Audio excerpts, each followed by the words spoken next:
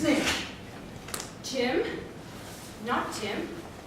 You don't mean Jim surely. No, Nora. Cosgrave is a snake. A sly, suggestive serpent like the one they talk about in Holy Scripture. He always acted as if he was my friend. As he did with Jim. That's what that kind of serpent does. Anyway, I'm telling you now that I told Jim. Cosgrave confessed to me that he tried to take you away from him. Tried and failed. He swore me to silence, and I accepted my oath, thinking that if I spoke, it would just create unnecessary unpleasantness. But it's true, isn't it, Nora? It's true that he tried and failed, isn't it? True?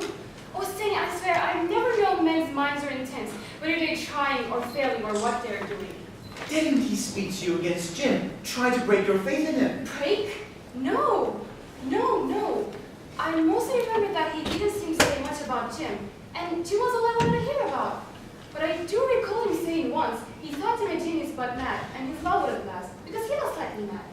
And when he said that, you thought? Nothing at all, I don't suppose. You didn't think why I was talking to you that way about Jim? Wonder? Why wonder? He was just a man talking to a woman about another man. So you did understand? What did I understand? That he... Nora... Alright, tell me this then. Do you remember anything you told him, to Cosgrave, that he might have misconstrued, mistaken? Say anything? Oh, you stop this, Stanley, stop this, please. Even Jim recalls me much more than I do of all I said to him in those early days. He recalls to me my own words, and I feel like I'm hearing them for the first time. I love him with all my heart. I do, Stanley, but I could never swear what I've spoken to him and what not. I'm most of the time looking into that angel face he has, and hearing the sweetness of his voice, and not minding his words no more. Fine, but Cosgrave now, Nora. Do you not remember what you might have said to him, that he might have taken as some kind of pledge? Pledge? Or... To Vinnie Cosgrave? Vin? You call him Vin? Do you think, Stanley, I called him Cosgrave at all times like you men do among yourselves? I was not a schoolmate. No, indeed. Listen now, Stanley. I've never cared enough for him to worry over what he said, or I said, or what he might make of what I said. Anyhow, I've told Jim now by letter. He's so quick in finding betrayers that he'll want to add my name to the blacklist. For not telling him sooner. But you, Nora, you'll be exonerated. Blameless. You'll be blameless. You're sure now, Stanley, I showed you his letter? He says, terrible. He even asks Georgie's son. I read it, Nora. This letter no doubt crossed mine. But you know how he is. When he gets into a passion, he writes one after another without waiting upon a reply. But you have one self-despising and begging for forgiveness. Two of those, but then this one here, and it's... I don't know what to think of it. More than slightly mad, I expect. Do you want me to look it over?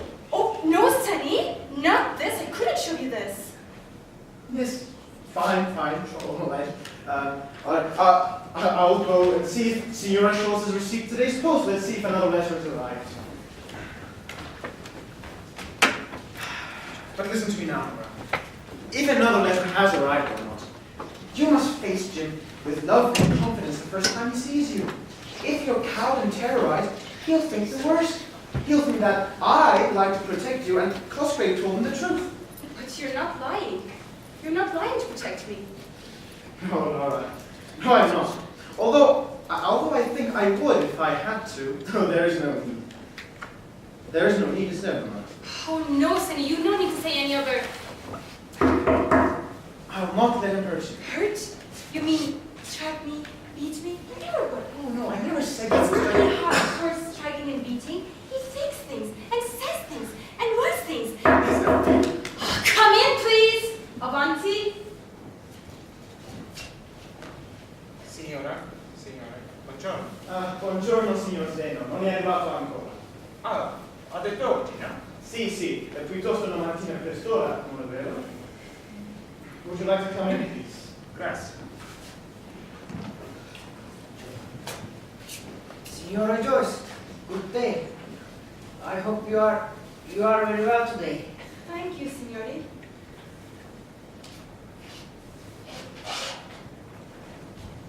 We met in the street, così senza accordo casualmente.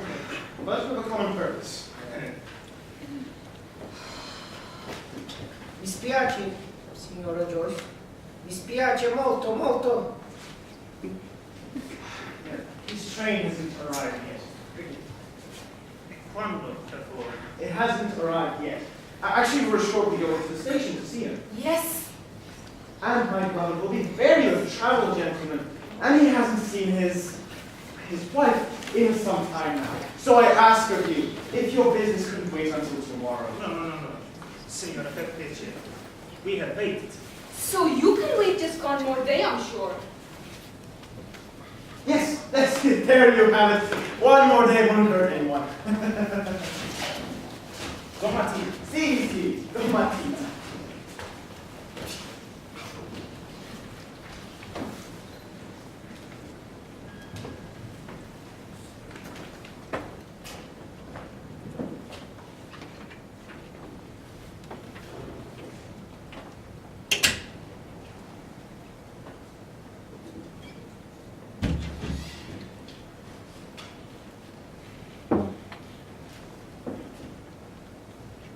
Friends of Jim's?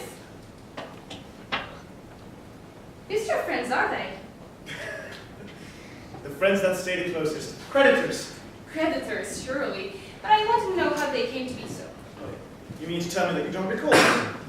They have come here before, and you must have seen them in town. Ivanovic is obviously in love with you. In love with me, is it? Obviously so. And you don't even recall having met him. Anyway, I've told them what Jim told me to do. But did I show you his last telegram? 3 words. Domattina 11 pennilese. Why does he send you in Italian? It amuses him. And he's avid of amusements, as you would know. Would I? You understand what Domattina 11 means, yes? Morning, 10. No, 11. Yes. Tomorrow morning, 11 o'clock, Domattina. And then there is a pennilese, a jesting word, not Italian. Pennilese, penniless. He arrives penniless. Sister encumbered, and with gigantic Giorgio in hand. But you have some money, don't you, Stan? Not for his creditors. Anyhow, we should be going off to the station now. You know, he'll be awaiting us, his sovereign's faithful retainers. I'm not a retainer, Stanley. I am his queen. Anyway, I'll first go up to Senar Arcak to see if today's post has arrived. Should we be bringing Lucia? No, I expect she'll be fine with the Frenchinis for another short one.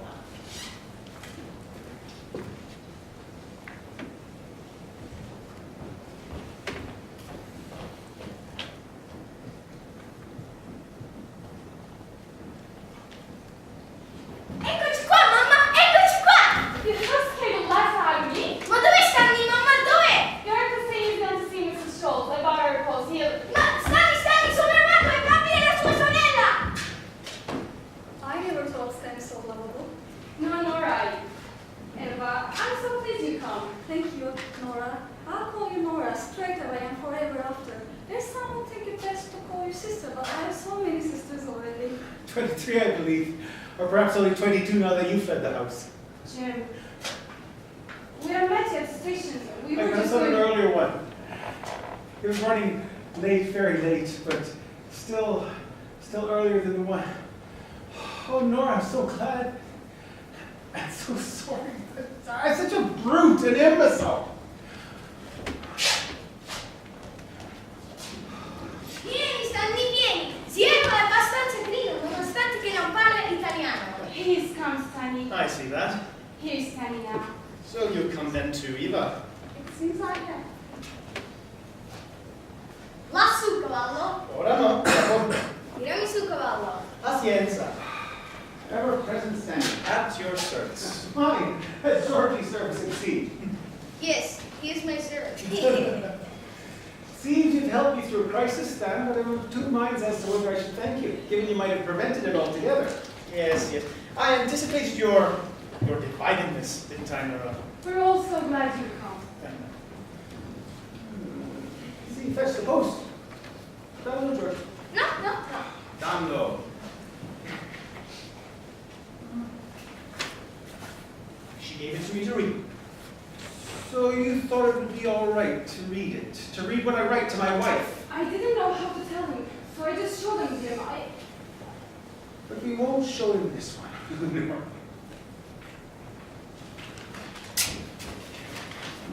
Nor certainly this one. Oh no, Jim, I wouldn't, Jim.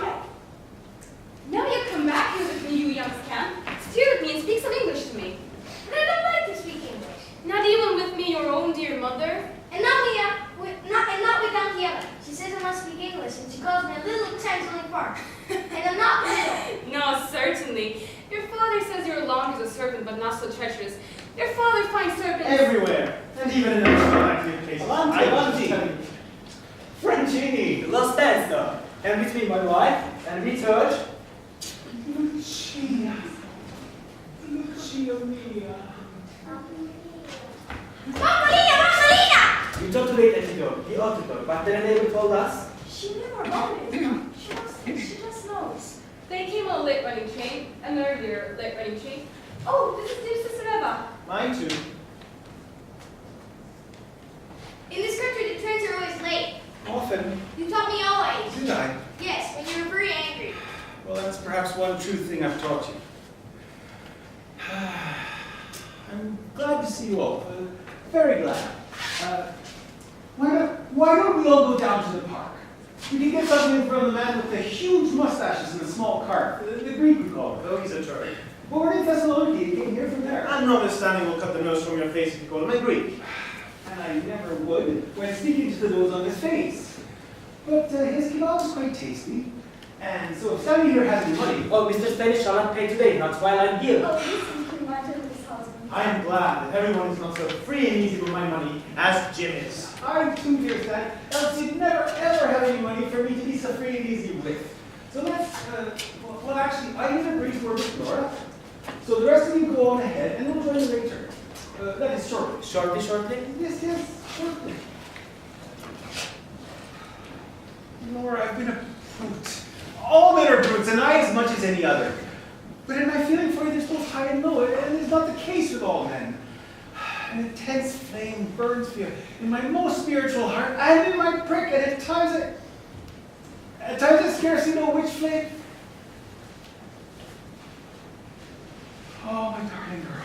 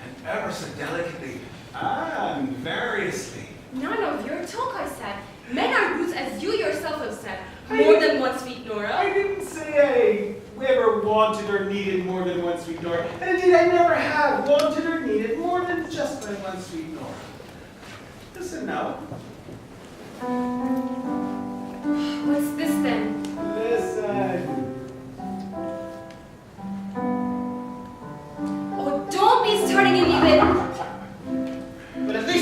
bed. In the better households, I believe one waits after knocking to be invited in. This is not a better household. Forgive me for saying so, Nora. And don't forget, I pay for board here and hold my own keys to the place, so nothing's a nicety I have the right to bypass questions. Speaking now of pay. Yes, speak of pay, but not to me. See when Ivanovic are at the door, Jim, and that's all I could do to make them stay there instead of coming hard on my heels. Indeed, I don't think I would have succeeded if it weren't for Schmitz, who spoke to them some Triestine dialect Italian, threw in a couple of Swabian words enough to calm them down. Ah, Schmitz. Do you owe him money too? Schmitz? No. Regarding my loan since forgotten. He'll be here for his English lesson. A lesson? Paid for in advance, unfortunately.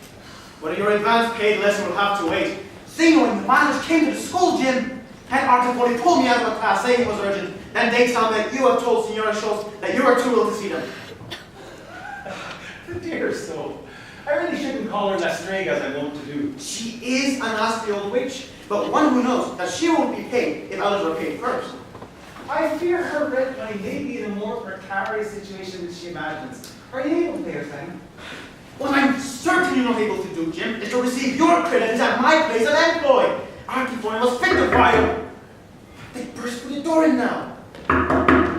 Senor Joyce. Let them come in, Stanny. Suffer the little creditors to come unto me. Signor Joyce, buongiorno. Sapete perché siamo qui e vedo che siete malati, come ci è stato detto? Molto male, lei ci ha detto molto malato. Sì, un punto di morte. E siamo stati pure tutto metterlo con i nostri meschini affari? Proprio quello ha detto, meschini affari. Affari? Sì, affari. Sì. Questi signori, no, ho detto no! Sì, lo so. Ho detto no! Sì, lo so signora, ma qui c'è il signore, l'altra signora. Questi signori, signor Stagner! Ho vinto, signor! Sì, ho capito, signora Schultz. Lend money! Sì, chiaro, ho capito. Lend money! Sì, lo so, non è preoccupate. Grazie, ho capito. Arrivederci. Sì, arrivederci, signor Stagner! You are a strong person. You didn't the drama. Povera la strega. La strega. Una donna impossibile. Infatti, la strega. Yes. English? The witch. The witch. Yes, good. But not that very original. I prefer drama, but this is also not very original. In our time, Mr. Joyce, original is not easy.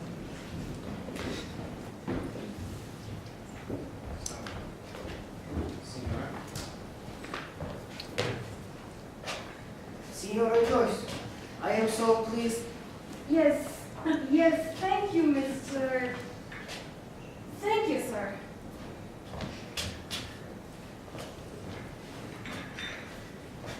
Affari. If, Mr. Zeno, you are here to discuss a matter of Affari, I must inform you that I only discuss Affari in English. Business in English. I have given you lessons in English, have I not? Do you wish to insult my teaching skills? Detto parlo di tenere qua, no? Yes, Mr. Zeno. But you and Ivanovic here have reshaped as a business. Would like it to be more of a personal arrangement. Money is business, Signor Joyce. But I am not contracted to pay you interest. Indeed, there is no contract at all. Do you say you did not take money from me? Take? Sounds so rude, almost like theft. Receive. Do you say you did not receive my money? I merely want to establish if our arrangement obliges us to speak English. And it seems you think it does. And well, English is the language by which I earn money, and so it is perhaps right that you should use it when asking me to give you my money. English. I do not ask for your money, Signor Joyce. I ask for my money. The money I gave to you. Gave. And now you wish to take back your gift. Gave? No, not gave. I received. Loan. You loaned me money. Yes. And now you want me to give back your money. See.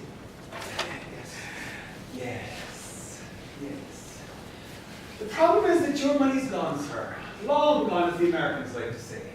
The only money I could give you now would be my money. Pero- My money, which at present I cannot conveniently present to you. Signor Joyce, sto perdendo pazienza. How full of change life is. Change, situations change. You must see how our situation has changed.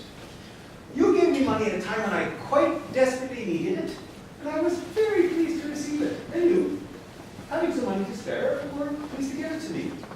The giving was to show me and to show yourself that you are generous, sympathetic, beneficent, a friend to mankind.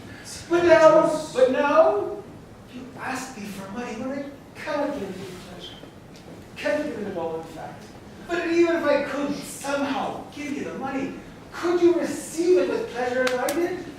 No. Signor Joyce, business, please. You would receive it with bitterness, with resentment.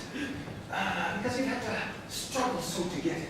Because you've been obliged to be uncongenial with me. But most of all, perhaps, because you, in your pursuit of the money, have had to relinquish that grander vision of yourself that the giving of the money first allowed you to entertain. Pazzo. You think so? Un pazzo, affidamento dei nostri soldi per un pazzo. You know the English pazzo, Mr. Ivanovich? Un pazzo, dico, un pazzo raffinato, un pazzo filosofico, ciò che mi piace, però un pazzo.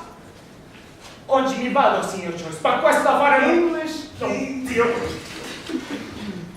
Signor Joyce, mi dispiace. I am very sorry. Don't apologize for him, Mr. Ivanovich. That's not every day one impresses another so strongly as to be called a refined madman. A refined and philosophical madman.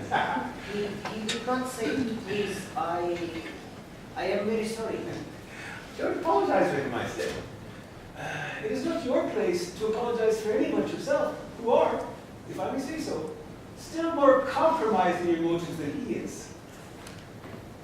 Ma come mai... How could you... Like him, you gave me money to please me and to please yourself.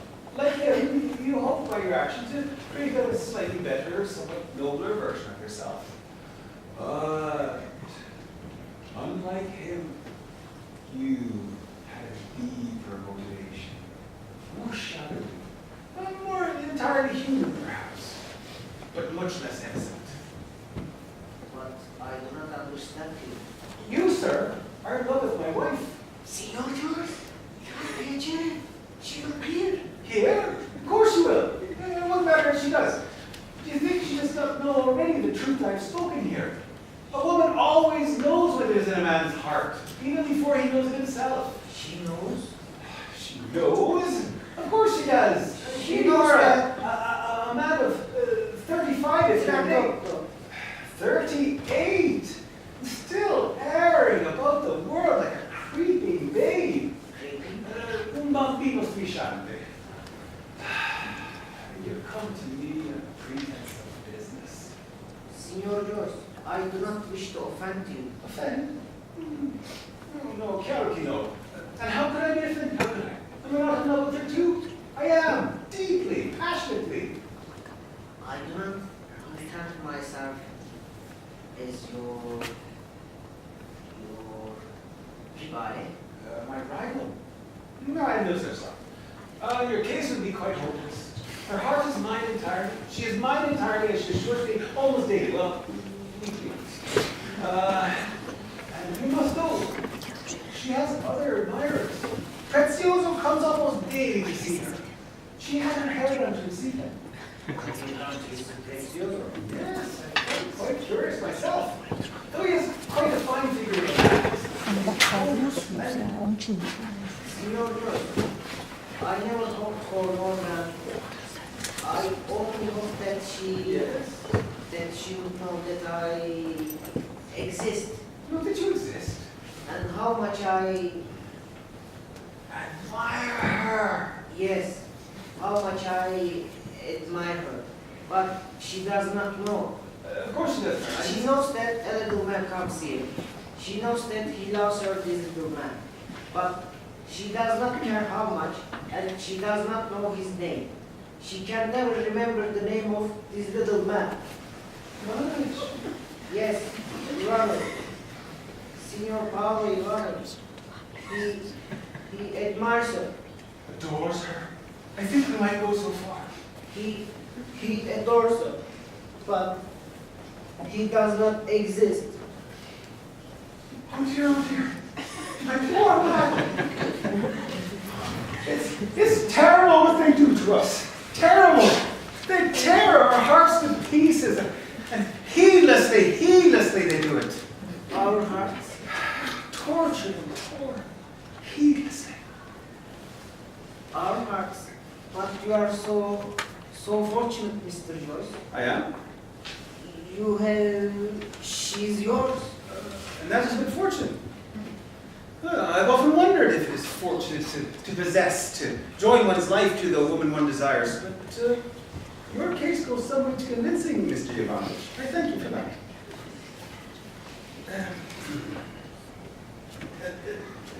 This is somewhat awkward, Mr. Ivanovich.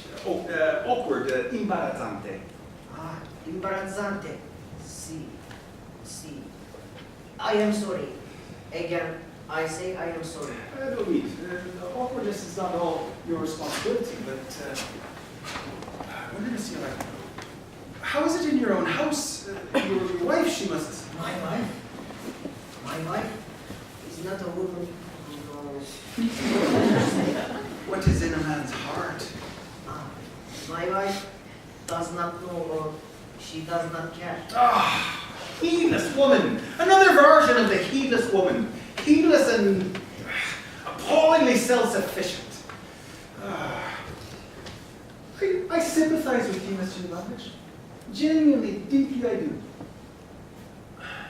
Perhaps we could meet you in town sometime. You could bring your woman who knows honor cares not, and I could bring Nora. You could speak to her. Tell her your name and hear her use it. And demonstrate to her that you do exist. Signor Joyce. But you must also understand that we cannot possibly return to this talk of money, of business, until after this other, more pressing, more complex, more desperate matter is resolved. You'll need to send a note now. Soon, later today would be very good. A note inviting us to dine with you in town. And I should say that Nora very much enjoys the Cafe Fortunato when we can afford it, which we very rarely can. Nora will need to be told that you invited us. Otherwise, she's likely to tell me that she'd rather dine with Prezioso or some such. And Lord knows, I see more than enough of Prezioso, though he is a charming man. And, you'll have to pay for the dinner. I may object just for show, but you must insist on paying it all, because you've so enjoyed our company, you see? Nora will find that very gratifying. I think so. I know so. But then Yes? must I bring my wife? Madam knows not, cares not. Lord, no. Leave her at home or bring her along, whatever you wish, and she'll allow. Grazie, Mr. Joyce. Grazie molto. So send us a note then. Sì, oggi, today. And I will tell my wife it is affari, business. I do business, bravo. I don't have time to talk about being heedless and heart-tearing and all. So you were listening, my darling girl. You told why would you hear? Well, yes, but I was speaking then with more confidence than I truly felt. When the subject is men, I have much more faith in women's heedlessness than in their curiosity. So you told them, more or less. But you also heard me tell them that I am deeply, passionately in love with you. And you duly noted the effortless sincerity of my utterance, yes? You and your talk, Jim. Talk. Can we come back into bed? Come on. Well, Mr. Schmitz is due for his lesson, Paid in and advance. I need to get back to school. Mr. Joyce, may I use your question? May I call you Mr. Stanislav Joyce? Rather long-winded, Mr. Schmitz. But please, is always good, right? A good day to everyone. A good day to you, Mr. Stanislav Joyce. You are a terrible man, Mr. Joyce, and a brilliant man. I am quite speechless with admiration for you. You're quite speechful, it would seem. But speechful is not a real English word. It is now, I just invented it. I must object, Mr. Joyce. I labor much, very much, just to learn the English word you do not invent. Oh, there's so many of them. It's quite distressing for me. The language seems quite brimful of words I did not invent. Brimful is good. Is it yours also? Sadly, no. It will give itself to all who come to it. Like all fine and legitimate words, it's a pretty whore. No talk of pretty horse from you. It delights me to see you, Mrs. Joyce. Are you her lover too? Of course, of course. I am Paris. I am discreet. But Mrs. Joyce will know what is in my heart. Did he not say so, Mrs. Joyce? That and much, much more besides. I am pleased you come, Mr. Schmitz. I always am. Though there is never anything solid and serious in what you say. The teacher, Mr. Joyce, will have to do that. If you believe so, then I should leave you to it. So, how many are the lessons Mr. Schmitz has paid in advance yet? A few, my love. Perhaps as much as several. 8, Mrs. Joyce. But now that you recall me this fact, I realize it should have been 12, so I can speak of a dozen lessons.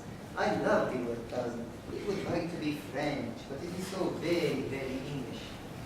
4 more lessons paid in advance. 12 crowns, yes? Again, a dozen. I wonder, could you make it 14, Schmitz? By the time we get to the last paid in advance lesson, I expect my price will go up. 14, though I regret that it has done. But yet I see that I have gotten my first 8 paid lessons. I'm late. So, can we begin then? Begin?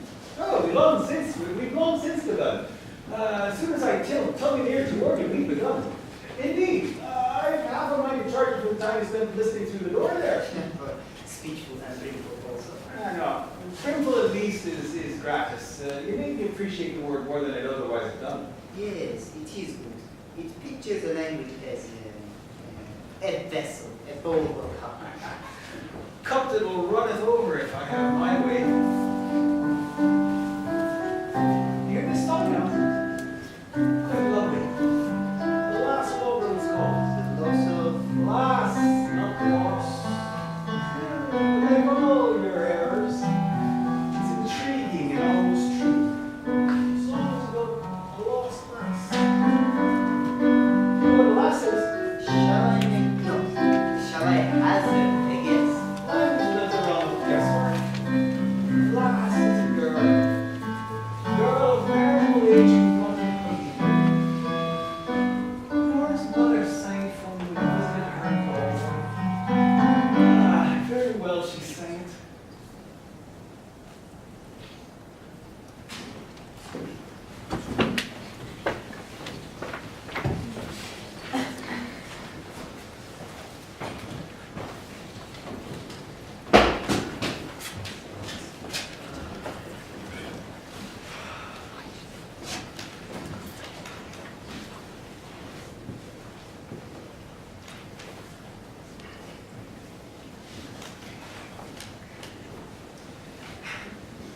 Nora was quite embarrassed at finding me here. As embarrassed as you. Don't be impudent. You're impudent, little brother. Why shouldn't I be embarrassed? Do you think I want to know the details of your bedroom business? I do. But if the learning the details so disturbed you, why did you not leave again after you'd so inopportunely let yourself in? I thought of doing so, but then you started in with your sweet talk, whatever you want to call it. Dirty sweet talk, Nora likes to call it. Little Nora coinage I quite enjoy. And then I hear Nora saying that you should stop. That it was mid-morning and you both should be out. She sounded firm. She always speaks firmly in such cases. Then when the talk stopped, I thought she had her way. Never, Stanley, or rarely. I heard some movement. I thought you must be getting up. And then you were into your hooting and howling and huffing and puffing. Did you hear nothing from Nora? You really are a brute. Right then. So you hear much from me, but supposedly nothing from Nora, and still you don't leave. I tried. But could not drag yourself away from details in which you have no interest. Eva and Georgie came in just then. Just then! Eva looked at me, blushed a bit, and then started laughing. Georgie started laughing too. I couldn't just run off like a girl. Like a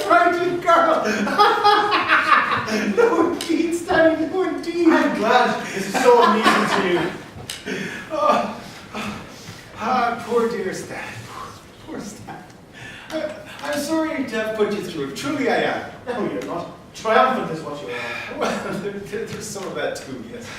But, well, you know I've been away, Stan. So when I wake and find her beside me and catch the smell of her and recall that wee well of sweetness between Enough! I said I have no interest in your bedroom business.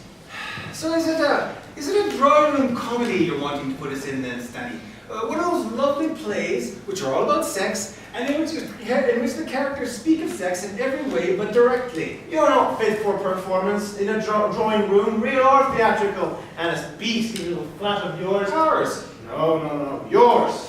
Let us recall, I have now a private address and a private residence and another address. Much as it pains us all, 'tis true. Yours then, this beastly little flat of yours, in which, if I may return to my initial point, is not provided with a drawing room. And nor is your private residence at another address so provided. And here or there, you're no better for performance than in a kitchen comedy. That's all you're fit for. Kitchen comedy! Well turned, Stanny, well turned. I must confess I am ignorant of the stylistic requirements of the genre. If the genre It doesn't mean so happy it invented. But it is quite obvious that in Brother Jim's kitchen comedy, everyone is allowed to speak about sex. Or at least Jim himself is so authorized. I am indeed I am. But who in any case would want to do drawing room comedy in this naughty young century of ours? It's for fully 15 years since our wild countryman proved himself peerless in the genre. And then they threw the poor man in jail when they learned that his life did not conform to the same careful rules as his art. Well, no, Jim, not quite. They threw him into jail because he actively pursued what you said Mr. Henry James was so passionate about. I say, it's not a matter of my thing. It's on all his works.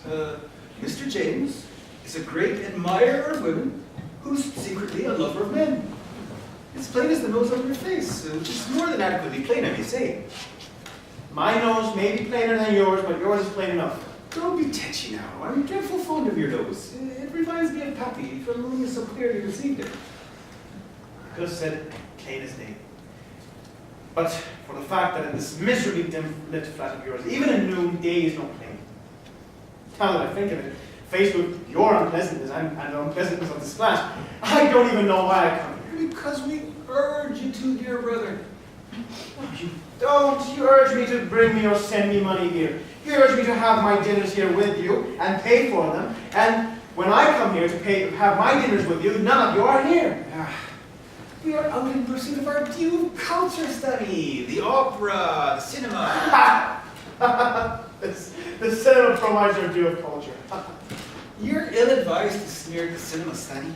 It's the one art that appeals to the great mass of mankind, rich or poor, high or low. Or low and poor than rich and high. How did one so young learn to look down his plain nose at the world and all that's in it?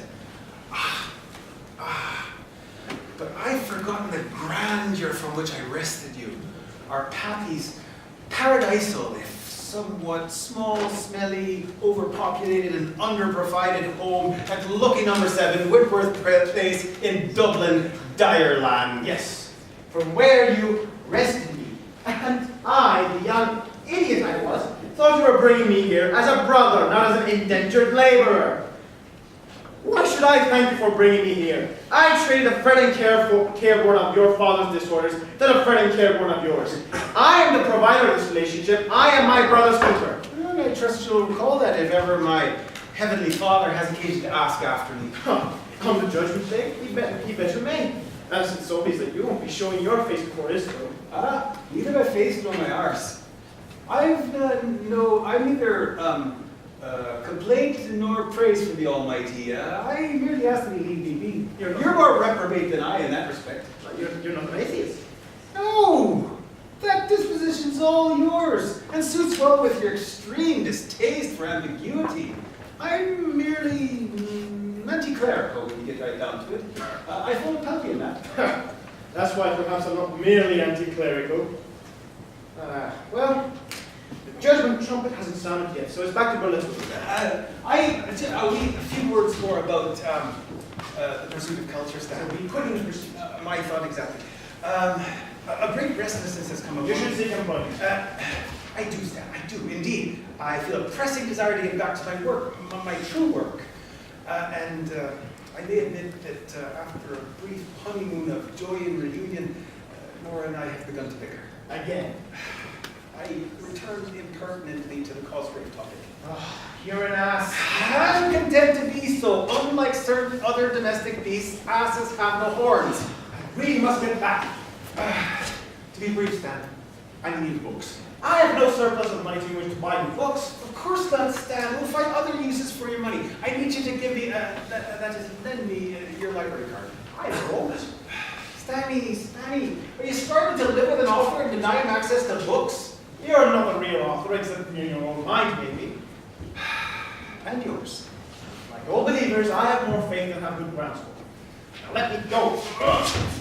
Ow! Lord, are you all right? It was not a cry of pleasure, Stan.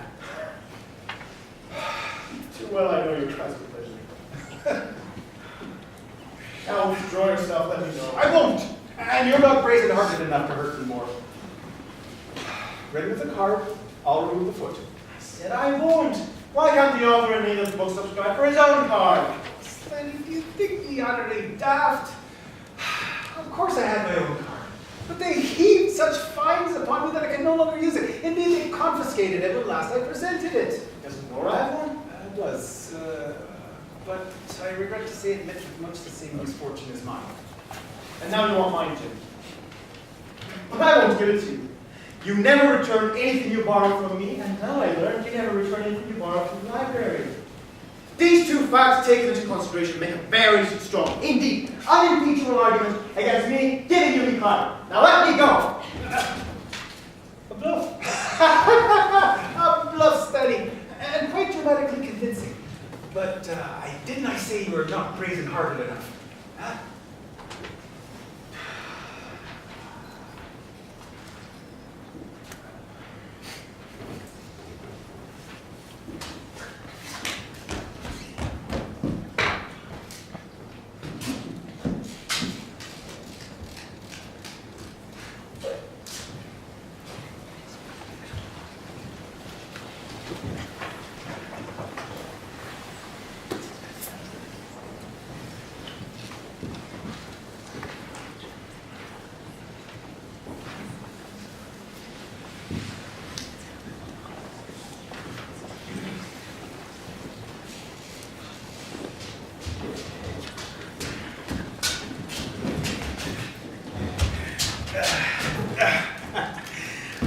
Sweet home. Do you not know how disgusting it is when you get into this state? How disgusting for me, how disgusting for Nora. You haven't been here for even a week, and this is how I found you. I did not ask to be found. You never do, but you must be found. You're not a student anymore. You're a man with wife and children. And a brother to keep me in mind of them. And do far greater than that without the due reward of gratitude.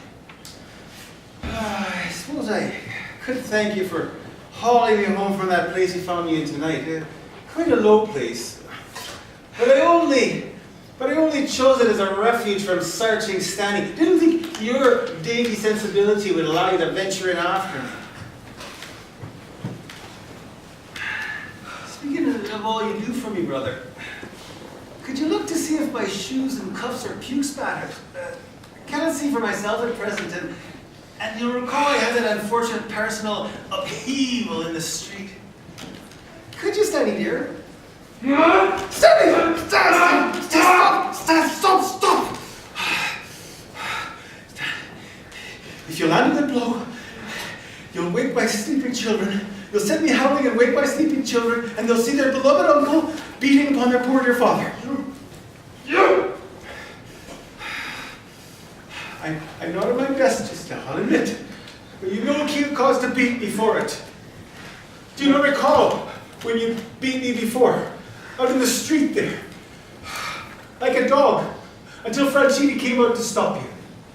Do you remember what he said to you? It's no use. What did he say then? It's no use. Hey, didn't catch that. He said it was no use. And he was right. You spoke the truth for then and now. cheered me a little to hear him say it, but I knew it was true. We both did. What am I to do with you, Jim? I can't beat reason into you. I can't reason with you. What am I to do with you? Abide with thee, Stanny. Abide and endure, as I've done for the first 20-odd years of this your little life. My little life. My little life. It is you that makes it little. You that keeps it little. And yours, I guess it doesn't get bigger than you have to take it from mine. Look at you, a drunken lout, full of big dreams and talk. Your bitter bile is having a sobering effect on me, Stan. I watch your tongue or you might talk yourself into trouble. Dreams, talk and talk. Your exile has made you the perfect Irishman, just like your father. That's where your little life comes from, Stanny. A father-hater can never have more than a little life. Says you, the father-lover with his own little life. Mine's not little, Stan. It grows within me, though you cannot see it. You're with me to help it grow, as you know quite well in your calmer, clearer moments. You exploit me, Jim, ruthlessly, and I'm your brother. Why are you doing this to me? No. Why do I let you do this to me? Because I'm a fucking genius, Stanny, or have you forgotten? A fucking genius? A fucking genius? If you are a fucking genius, it shouldn't be you that's saying it. It should be no one else about you for it. Well. I'll just see if she's up, shall I? Jim? She quite often waits for me, even when I'm quite late. Not always it's true. It's a 50-50 chance. Perhaps even 60-40 in favor. I'll just... Jim? Stanny, weren't you just now saying that... I was being perversely literal. Perversely literal? With me? I said that's a dangerous game, Stanny, even when I'm well in my cups. You exasperate me, Jim. You put me beside myself. In the fraternal position. What's us beside ourselves but our brothers? But I wondered, do you ever willing to find yourself beside your brother's wife? Stop this. You deny it. Stop it, I said. You're impervious to her queenly graces. Stop it, I said. Stop this Nora nonsense. Nora and nonsense have never ever dwelt together. Nora's commonsensical as a farmer's wife, and at least as liberal-minded as you. And I suspect she thinks herself very literally my wife, though we've had no dusty, musty priest mumble benedictions at us. We really should ask her. We shall not, and we will not. Can you stop with your infernal language games? I cannot, Stanny. I cannot. You're speaking to a drunken man, but also to the most suggestive and the most literal Of modern authors. the fucking teens. And don't pretend you doubt it. It was you first put the idea in my head. I may have written years ago that you may be a genius, and if so, one that hasn't found its potential yet. I can show you the entry if you want. I've seen it. You still insist on reading my entry.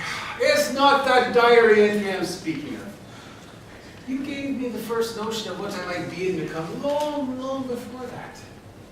Do you not recall our make-believe games in our old dim sitting room at home? Our make-believe games. You, me, and Eileen.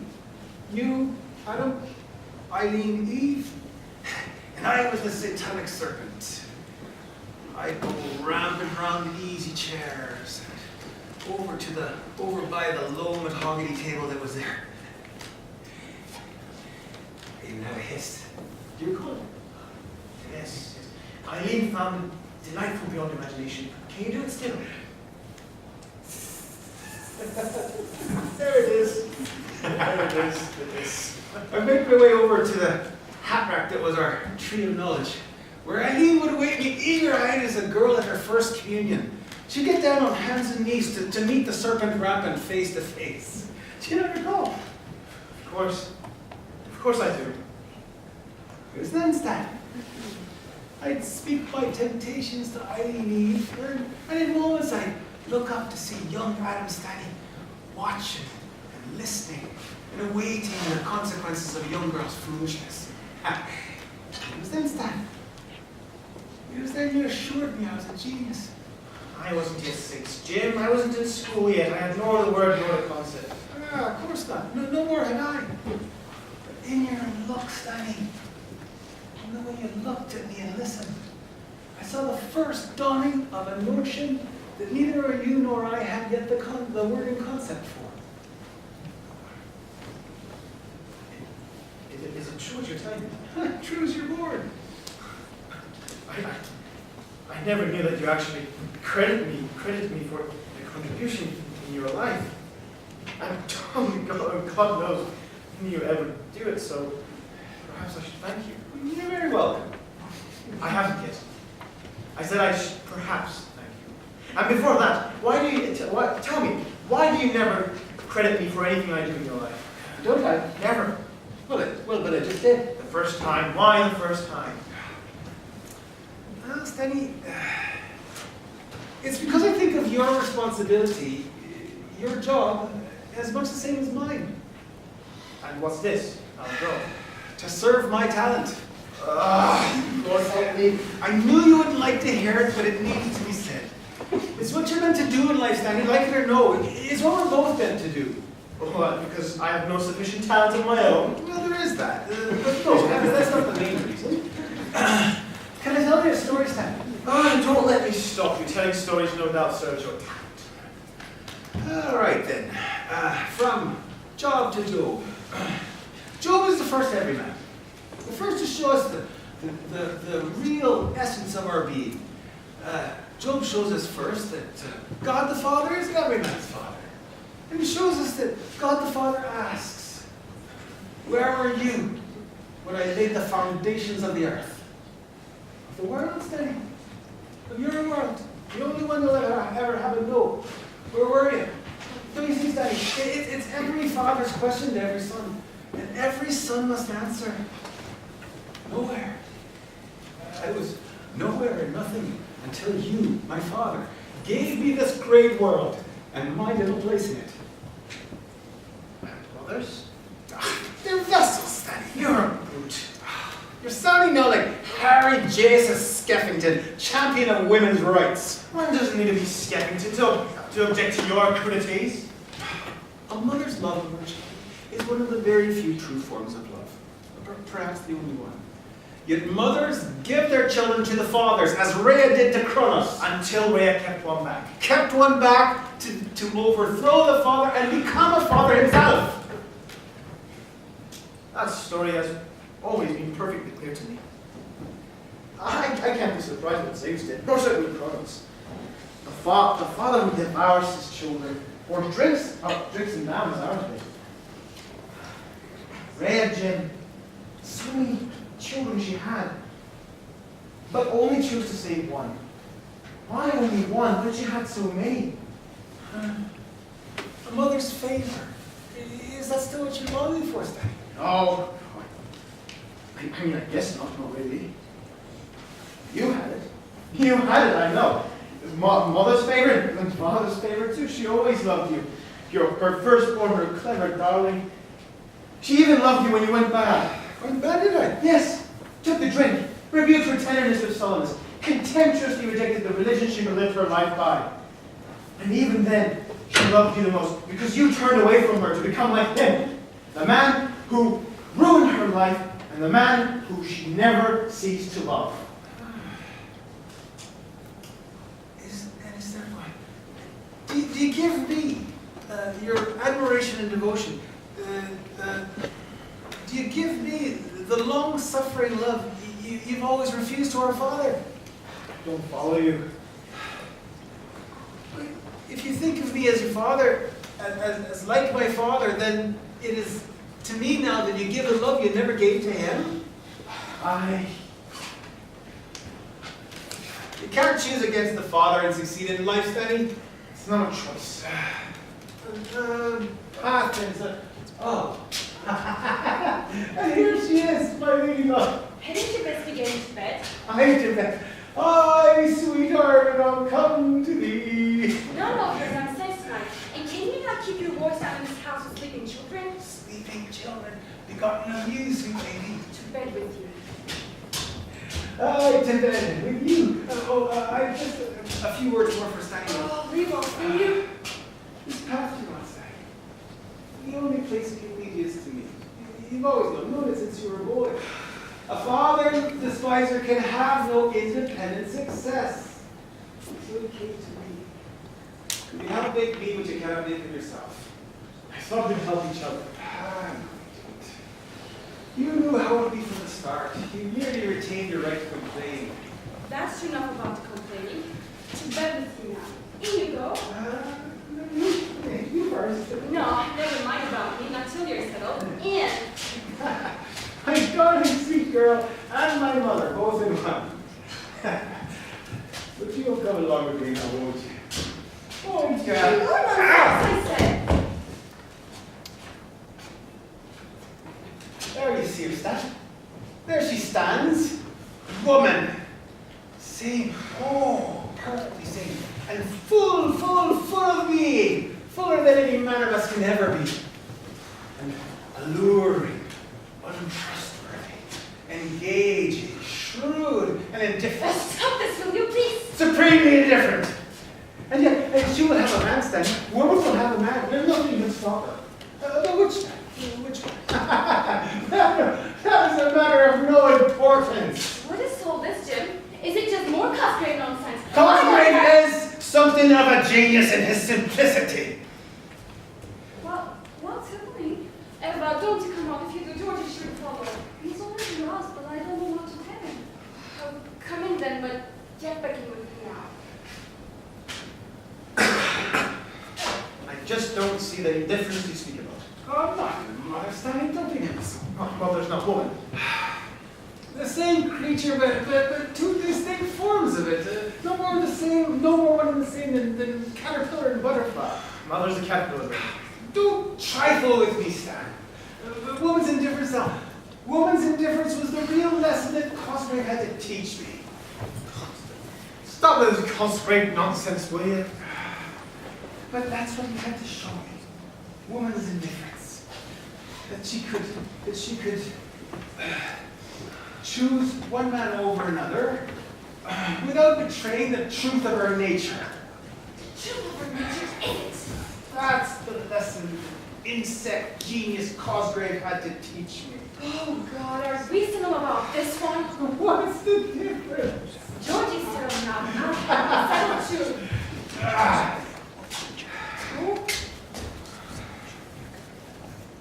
There now. That's right. Your boots! Your boots! Oh, never mind as long as you're lying down. My lady. Don't you be my lady, Nina. I'll be once I hear you snoring, and then I invent the stories too loud. I suppose I must thank you, Sonny. No need. No, you never need to thank Sonny, but thank you anyhow. Thank you for going out and finding him. But not for bringing him home. It's a statement. And not for the first time. Nor the last, I guess. Why do you put up with it, Nora? I'll just lie myself on this couch with yours, Sonny. You'll not be staying, I guess. No, I can go away now. Not at your weight. Tell me, Nora. Why do you... Because he's my husband, and I love him. Not just at this moment, perhaps, but generally I do. I love him. I know you think he's not my husband, or not entirely, but I don't think, Sonny. I know. I know this. That's what he says every old woman do, knowing about him. And where do I care about what he says what all women do? Why do you put up with him at all? I already told her. Yes. But tell me, how did he win your heart? Win mine. Yes, before you agreed on coming here, before you became his wife, what did he do? Did he talk to you? I never cared for his words or understood them. Didn't he try to talk tenderly with you? Of course he did, as they all do. But, you know, they'll tell you anything to get their hands under your skirts. They will. Anything they will. They will. They will is what I'm saying. Oh, Nora, why do you never speak of what we will do? Why do you never say, you men are like this, and you men are like that? Don't you see who or what you're speaking to?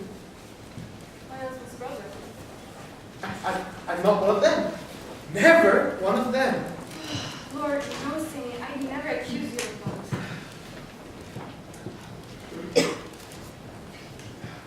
I know that, Nihan. Good night. I must be getting back in there, so I don't want to spend the whole night here. Do you hear anything from him? I do. Yes, I do too. And not too loud. I feel him that snoring when I hear from him these days. And he sang beautifully in our early days, like an angel sing, I swear. That may be what settled me on him, more than anything he spoke to me. He does sing well. Just like his father. Your father sings? Yes. He was once accounted the finest tenor voice in Ireland. But he never let us forget. So that's great of you, Stephen. I told him he should have given himself to singing. I've never seen the future in all the... Right. Yes. I'll say good night again, Nihan. Yes.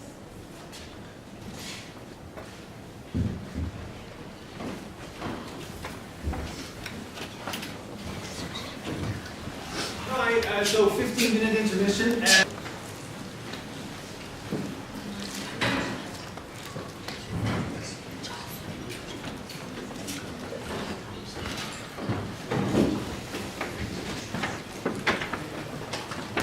Is this the one who makes us rich? I think so. I have no idea at all, but I trust you do. Well, given the current pay for works at the highest literary merit, I have to say no, Laura. But I hope it will put some money in our pockets. Enough to get us to Paris? In Paris. Enough, I hope, that we may feel we are in Paris, even if it's not here. In Paris while we're still here? That would need as much money as being in Paris real and true. It's not yet time for your lesson to come, is it? It's stunning. Avanti, avanti, idiot. Why ever do you stand knocking at the house where you're bored? I'm surprised that you're up already after the extra night you had. And working too, is it? Working, do you call it? Yes, working, and hoping soon to be eating. Did you bring us something there, Stanley? Yes? Oh, this is Portugali, of course, Georgia and Lucia. Oranges! How wonderful to have you, Stanley. Georgie! So no lunch for me here, then, eh? Nor for Nora, nor for me. Georgie, come Emma on. and Georgie ate up what little there was.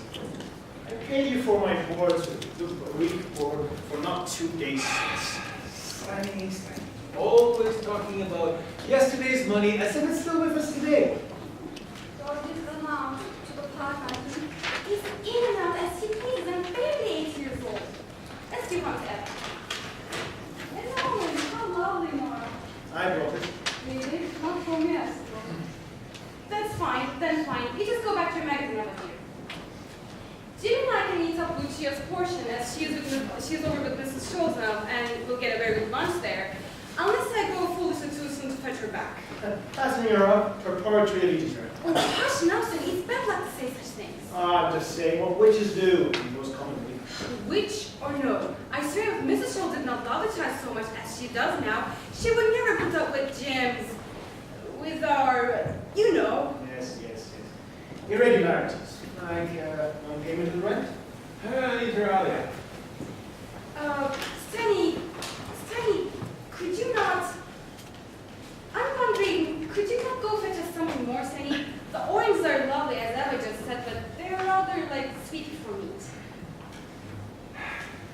Sweet before meat. A lovely tongue you have in your head, dear wife.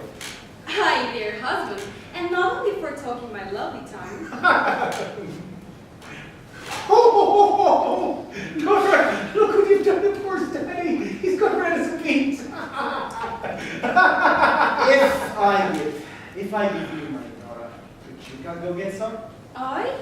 Oh, but I hate marketing time, you know. Jim's not busy with anything much. I'm working with our move to Paris. Oh, yes. Well, perhaps Paris can wait a bit. Give the money to Jim and he'll go. I won't though. Last time I gave him money for food, he came with a little kerchief. Hand-painted it was. A hand-painted bauble it was, nothing more. I've forgotten that already. Jim, how can you be such an idiot as you sometimes seem? It was the loveliest. It was lovely. tennis, there is no help for it.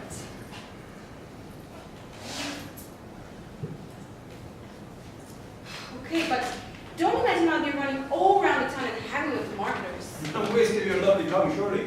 Hi, sure. Thank you, Stanny. I'm thanking you for making a contribution to my life, Stan. That would make twice in as many days. I learned that I should serve your task. Ooh, but he's a bitter, petulant young man this morning. So, is this what will bring you all to Paris then? I didn't hope. You know, I'm surprised that you even want to go back to Paris after that splendid squall you had the first time you went there. I learned some valuable lessons. What, from Place Pigalle whores? No. Do you imagine I had money pour les petites putes parisiennes? I had not. Tis a terrible, terrible thing when a man, an artist at that, does not have the sufficient means to plow an occasional prostitute. Why are you being so perverse about this topic? You're perverse so often, I thought I might have it over. Well, it doesn't suit you with your stern and mournful Puritan face. That's stuff is Puritan nonsense. So tell me, what is this which piece? The ordinary day in an ordinary life. My Ulysses of Dublin story. That will bring you to Paris? It's a small piece. It's grown. How big can it I'm not sure yet. But I know already that the full record of a living day of all that a man sees and thinks and feels and does cannot be little. And I think I found my man now. My ordinary man, my hero who's not a hero. Not a stink anti-hero, I hope. No, just ordinary. Source. Well, Glimpsed him in Rome for the first time during a Roman crisis. Almost fled the city. Have I told you this? it's little you have been telling me lately.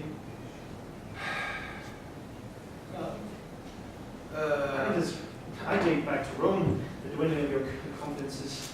We used to talk about everything. And nowadays... Nowadays is not today, if you care to hear my story. I had my month's pay in my pocket, 300 lira. And I was off to Rome and Terni to buy a ticket and board a train to anywhere, Stan. I was that done in with the eternal city. Wait, what about Nora and Georgia? I hadn't forgotten about them, Stan. I just was postponing thoughts about them. I already had a vague notion that I'd send more and more aid. Vague notion? Do you want to hear my story or not? Go ahead. There was a church there, hard by Roman Terni. An undistinguished composition, not a place you go for the architecture. I stepped in for fear, to still my misgivings. Then I knew where I was.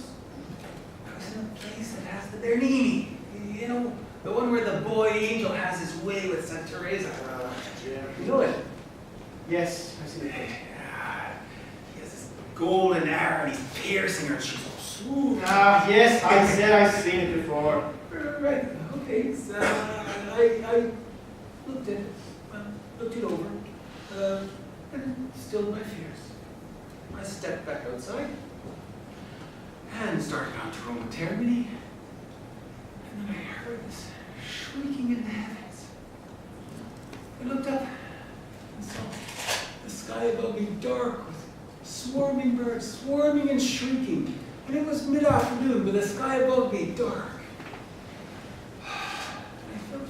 There was someone with me there. I looked down.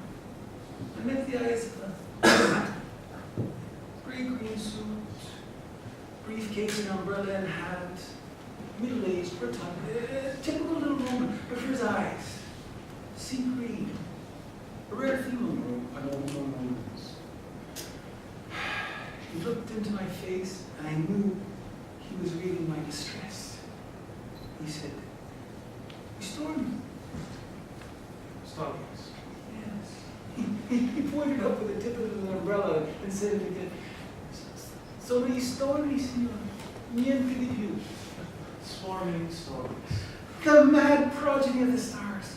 crying out for relief and release, crying out to heaven and getting no reply. But for him, just story and nothing more. And so you decided to stay in your room with your wife and son. I did. With the help of that little man who came to me in my distress. And I did not forget him in the days that followed. In the days that brought me to my last and worst Roman crisis. Again, months paid in my pocket, in a cafe, drinking, being too flash with my money, and finally I had new friends, two of them. Drinking with me, and I was eager to hear any and every story I would tell them. Until it was late, I terrible drunk, and out in the street in the dark. They knocked me down, took all the money I had not yet spent, and gave me each of them a couple of kicks in the ribs, just to show how little they thought of me. Jim, you would have come for me, Stan. I know that. But this was Trieste, not Rome. I had only to lie in that narrow, crooked street and gaze up into the empty heavens, all starless and pitchy black.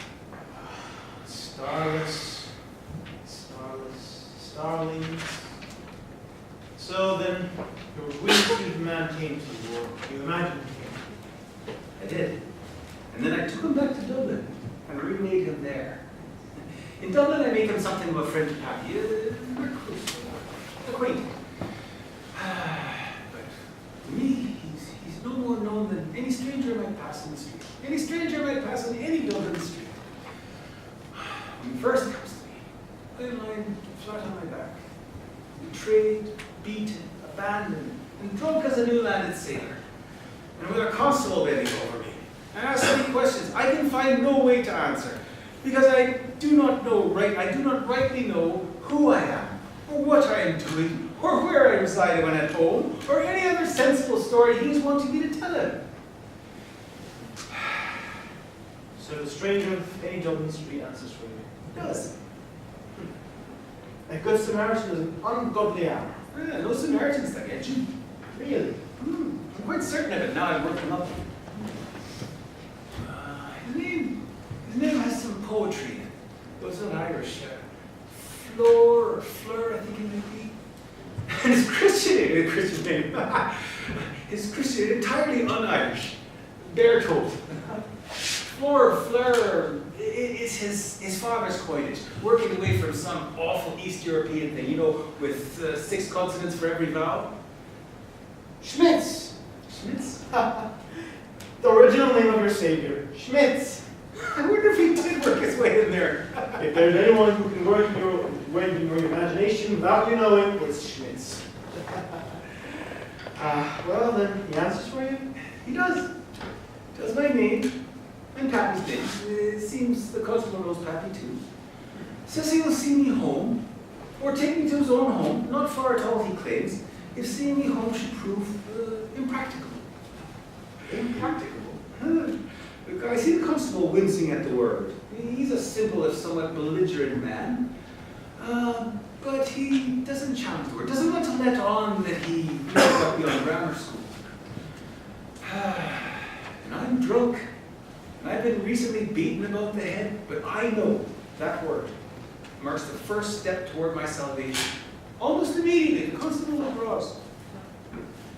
So although you have no faith in God, you are reassured as God's speaker. No. They often misguided, but There she is, her brown about me. We'll need those papers off the table. Eva, have you needed more to eat? These two.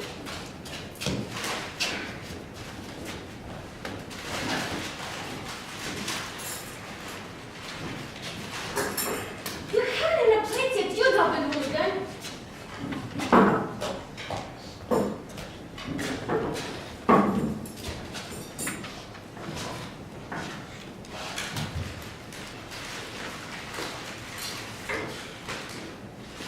What's this said, Nora?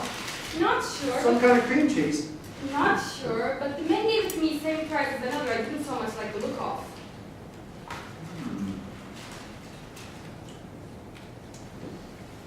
Can you not sit down and take your food from a plate like a Christian gentleman? Your father's phrase. I've always liked it. And no, I cannot. There's no other chair. So you agree to take your board with us, but neglect to assure that we can provide you with a chair. It's likely in the bedroom there, if you care to seek it out. Is there any other plate, Nora? Georgie broke it. Of course, then you can have my seat and my plate to dishes. Are we eating in shifts in this house? Has it come to that? We're poor enough, God knows. Poor? We're not poor. We just don't always have as much money as we'd like. And too often we don't have the things that money buys as much as we'd like. Like food, for instance, but I'm not hungry just now, so let's say Stanley can have my food. Sit you down, young upstart. There are small places that eat sausage, you know, and a couple of soup bowls. Excellent. The dog must have his bowl. Not just dogs who eat from bowls. Well, it's mostly dogs when everyone else eats from plates.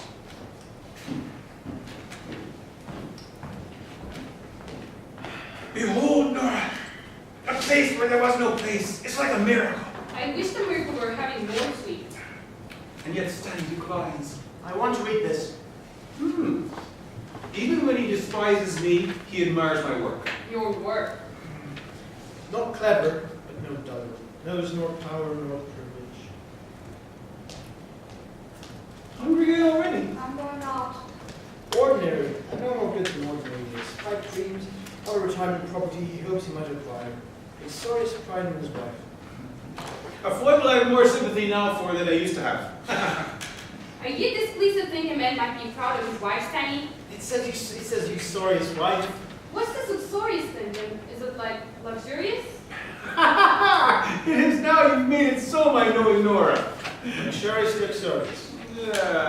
You're on the right road, Stanley, but you're too laborious and too grammatical chaste. We don't want our words merely to exchange a howdy do. We want them coupling, reproducing. We want copulatives. Is this talk all right for Eva then, Nora? Not if you understand it, which I cannot say I do. I propose luxurious. Yeah, that will do. Jot it down, please, Stan. It's you has all. It's you have all the pencils.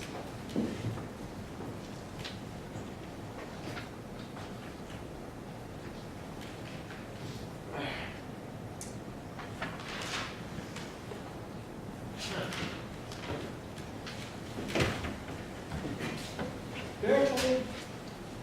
Floor. Decent man. Wayward Jew. Poetic name was not Poland, born Jew. In the little nook outside his kitchen side, in the little nook, we this together. Must we have this kind of talk whatever here? Oh, I don't mind, Nora. It's interesting. In the little nook outside his kitchen side door, we pissed together. Go to the street it is, close, smelly, despite the morning chill. We kissed together, and then he tells me I can sleep in his armchair, or somewhere else, if somewhere else suits me better. And I wonder just for a moment, it is not hinting that I may bed down beside his too plump, too much beloved wife. Too plump? Who's too plump? Is it me you're thinking of? God, Nora, life and art, they differ. And you know I'm always trying to fatten you up. Life and art then. They differ, but they don't mix. There's nothing in this ungodly world of ours, Stanley, that does mix. I'll be open, but I've been needing a bit of money, Jim. Not much. More precisely. A crown? A crown? Well, perhaps half of that would do. And where are you off to in need of half a crown? Did our dear old Pappy allow you such a free run of Dublin town? Our dear old Peppy? Is it not you, Jim? You, Eleanor, all of us, who is fond of that old pauper tyrant. Pauper tyrant! Where do you get such ideas, Evie? Have you been reading the novels of those grim French naturalists? Never mind what I'm reading. I'm not a child anymore. Even if I am still not yours. But I do need some money. Why ever are you asking me? Because what? Because it was you that rescued her from your pappy's home. I have a wife, 2 children, and an installment plan piano. Thus is my impoverishment well assured. Ask Daddy over here, Eva. He's part as only a man with jingling pockets can be. Hurt. Ha! And he, not I, is one to put away money for a rainy day. It's sunny today. A fine day for spending, not thrift. Please. All right. But I have the right to know what I'm thinking. The cinema. The cinema? You're going daily, I swear. Well, you're more regular there than at meals. That the meals aren't so regularly available, and the cinema is. And what would you have me do in this town, surrounded as I am by foreigners?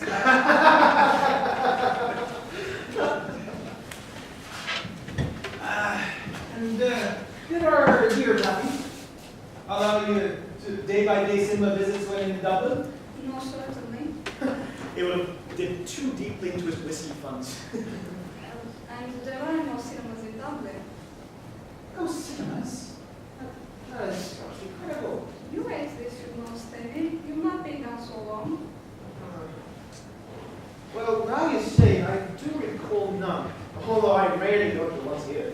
They seem to be on every other street. We are not so lucky as that team. Even Poland, the dreadfulest backwater of continental Europe, had 1 or 2. But are you sure of what you're saying, Melih? There are showings here and there, and now and then, of course, but no cinema halls as such. I couldn't say for sure there's a single one in all of Ireland. In the whole dear, Triestine, uncultivated, barbarous, backward, and benighted bog of Ireland, not one single solitary soul-beguiling cinema, not one? I don't believe so. Dig, Danny. Dig into your pockets once more. I shall accompany dear Eve, though it be to my perdition. I have no more quest in this in modern culture. Ah, you must have. If so, I withhold it. Oh, come along, Jim. I bet enough for both of us if I forego my few days of meat chocolate. And mint chocolate is bad for the teeth in any case.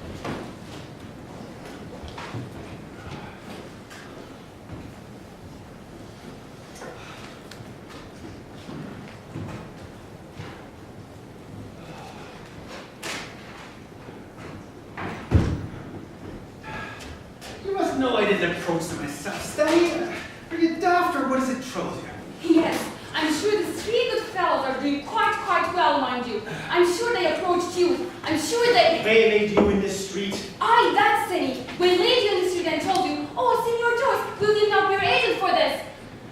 Agent and partner? I know enough of a partner. 10% of a great deal of money is still an appreciable sum, Sam. There isn't yet this great deal of money. No, surely there isn't. And thus return to my role as agent and my need to make my trade. Yes, off again. And you always so late in return. I don't know how we'll manage. I'll send you money. My per diem and travel expenses are quite generous. Ha! Happy and company will soon make mean of it. I'll not allow it. Not allow it. No, never no. And you said you sent money before, but you never did. Stanley, ever dwelling upon the past. And ever awaiting upon a present that contradicts the past. And we are at present embarking upon such a present. It's only you embarking and us that's left behind. Are you siding with him against me now? You don't support me, Jim, but rarely when you're here. Narrow. And when you're away, not at all. And now there's Eva here, and Georgia too this time. I have said I'll send my... Stop this, will you? The only sure thing is you're departing. Do you think you're a man who lives in the middle of his moments? Do you think I don't know you at all? Once in Dublin, it's the world of Dublin husband that will have all your mind and money. You see, don't forget you entirely. That I'm not right to you. I mean, writing. We've all of us had more than enough of that. Not me, Nora. I've never had enough, and certainly never more than enough. But don't you see, this trip can give us both what we want. You, your support, and even your dream of Paris, and me, my time to write, and the clarity and security to do it well. You cannot leave us in the lurch like this, Jim. I've said I'll send you money, and Stanley will help you. And when Stanley reaches the end of his patience or his needs, what then? I'll send money! Oh. I've signed my name to the contract, signed as a partner, and I must go. Will you at least go after Roberts about publishing your book? Of course I will. Do you think that hasn't been part of my plan from the beginning? That ancient Roberts has been sitting on my book for 5 years now, and I intend to make it burn his arse. I thought it was already burning his arse, and that's why he was not publishing it. He knows my writing is really true. Now he and his clod of a printer have set themselves to wondering if it's decent. I thought you yourself were newly in favor of decency. Real decency, Stan. Not the decency so-called of cowards and hypocrites like Roberts and all his ilk. So not decency as it is generally understood. Strange to say, Stan, you do arrive at clear thinking from time to time. I favor real decency. And Roberts and his printer both know that their decency is cowardly and hypocritical, and therefore they cling to it all the more tightly. And your newly created ordinary man, your Jewish savior, he's decent. Genuinely, truly decent, Stan. All right. Okay, now tell me, if you did not approach these people, who did? Vikovic. He knows them both. He knows all three, and all three like and respect him. Now, at this meeting, you should listen to this now. I should listen to you more. I should listen. Yeah, you should get it. You can't blame her. Blame her for throwing the ice water of her doubt and scorn on my every enthusiasm. Why should I blame her? Meeting then, I wanted Nora to hear too. do you think she won't? Everston Stanley called him. Meeting then. Signori, I said.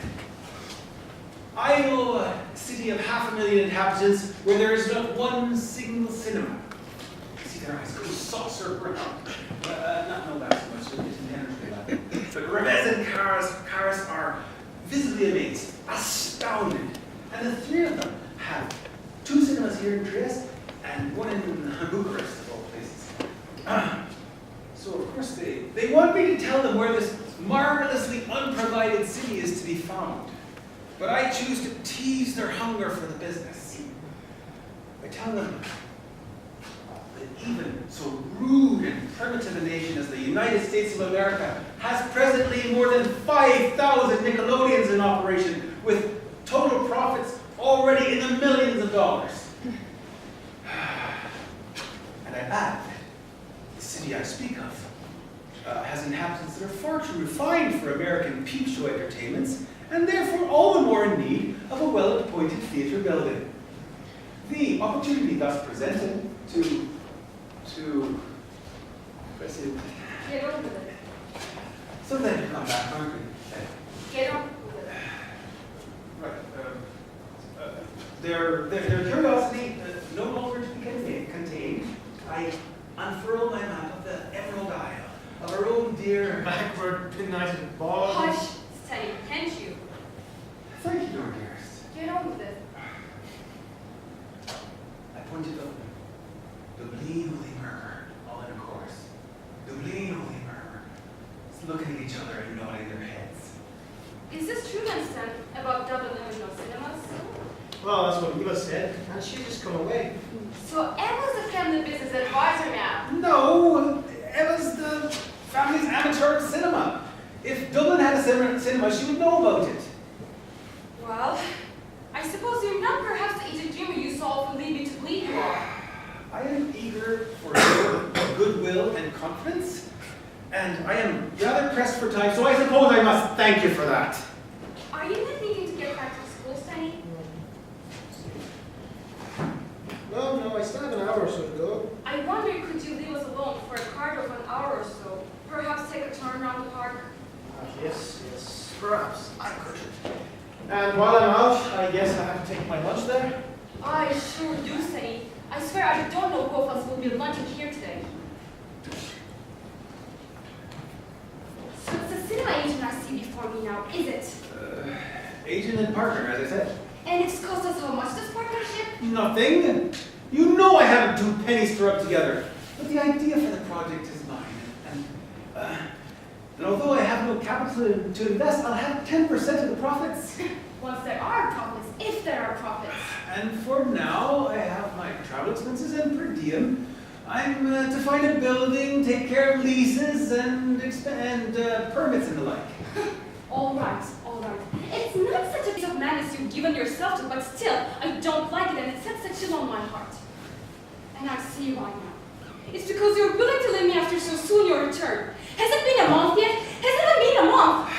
You're sounding like Hamlet now, Nora. Don't you dare play your culture games with me! Nora, I need you. I need to know, do you love me, Jim? I need to know you tell me so.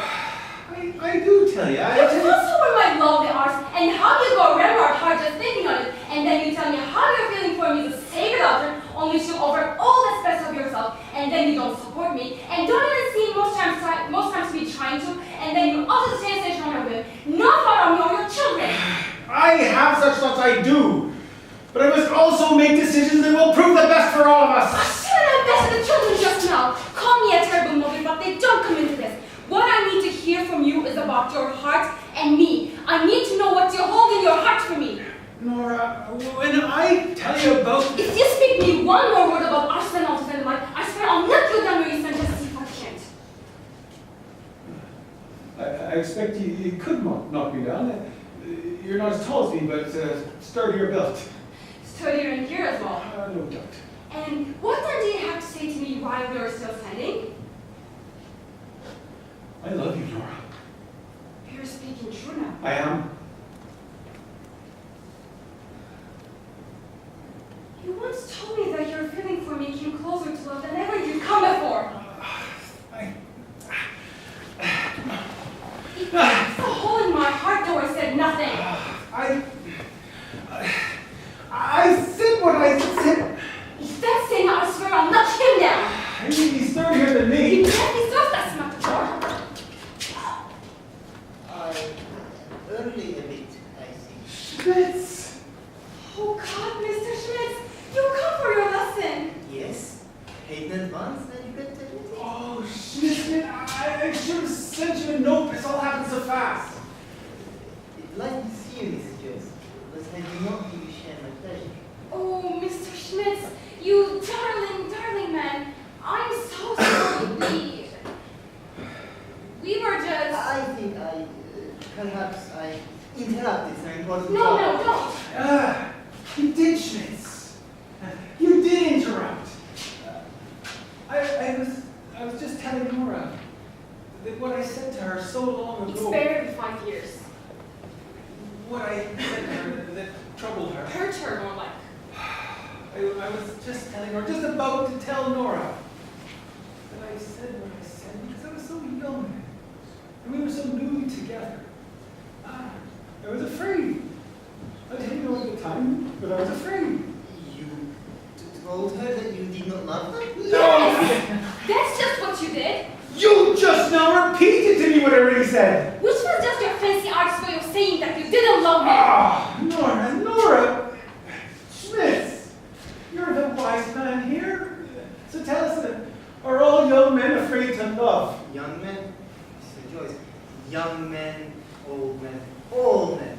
We all men are afraid to love. Older men learn only how to manage the fear. They learn how to cheat on being Yes, good.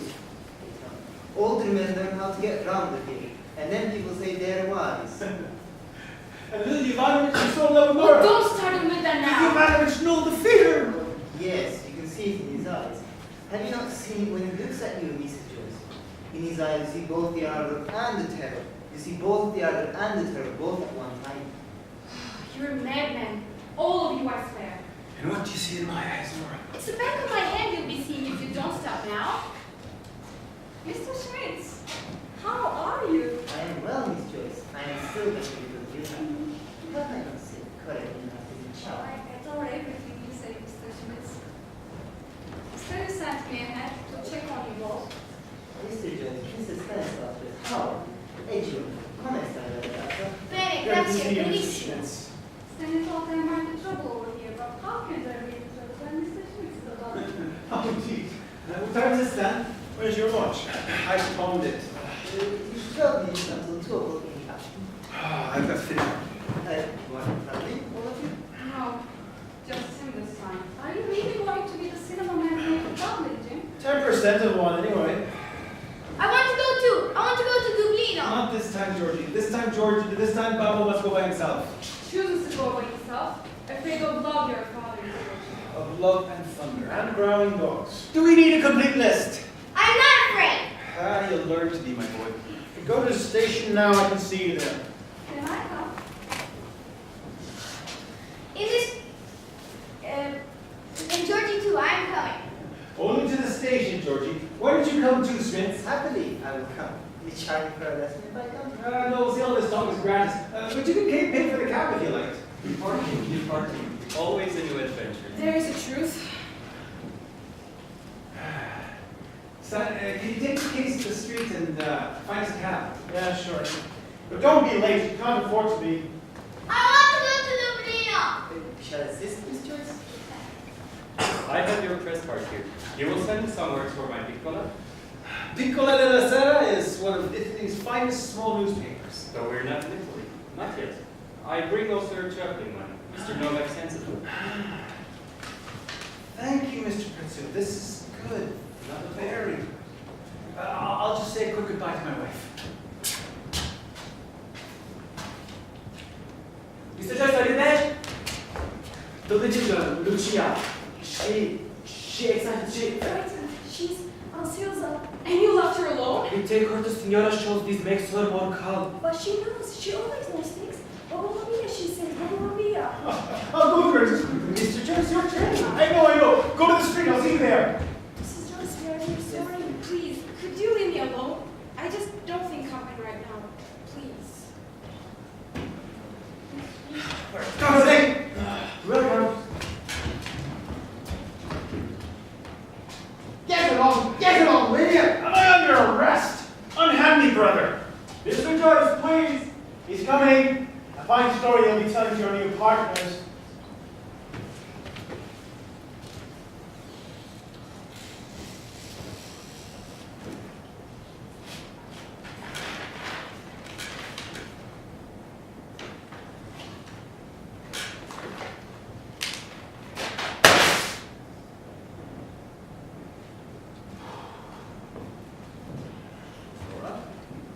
I thought you were going alone. Paid for the trainer and all. Oh, too late for that. Actually, I have to go back to school now, but I just wanted to see if you were all right. I wanted to be silent, son. Of course not. I just... You must know I get more than enough of words from him. And but rarely the ones I want.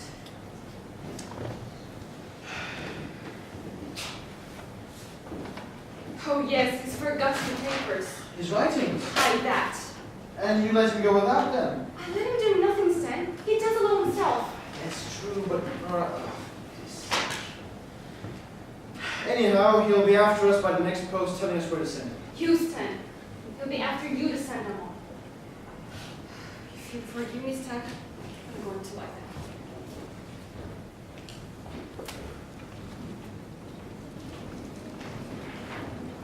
Dov'è la mamma? Lì, nulla sia stanza. Vai, Crina. Papà va via. Bobo via, ancora. Ma ecco signor Stanley. Signor Stanley is here.